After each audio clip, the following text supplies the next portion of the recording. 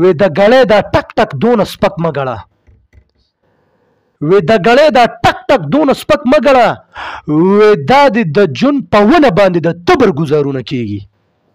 هلکه په دې خبره پوه شوې؟ وې د ګړې دا ټک ټک دونه سپک مه ګړه وې دا د ستا د جون یو ونه غټه ولاړه ده او په هغې باندې د تبر ګزارونه کېږي. حتی د تبر ګزار چې په ونه کېږي نو چې ډېر هم غټه ونه شي نو په ورځو په 2 ورځو کې چې کټ نه شي په کال کې هم چې کټ نه شي نو 2 کاله بعد خو به هغه ونه کټ شي که نه.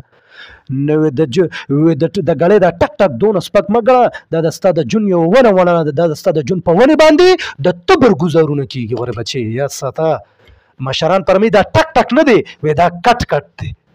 مونږ وایي که نه وګوره ګلۍ ته خوښ شه مونږ چې ماشومان وایي ګوره ګلۍ کې ټک ټک دی دا ټک ټک نه دی بچې دا کټ کټ دی.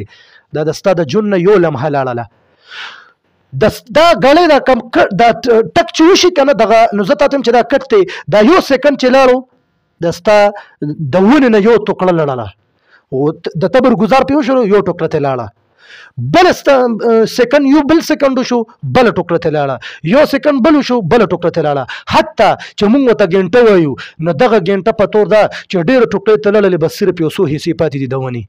نو ګوره بچې دا ټایم ډېر دغه دی.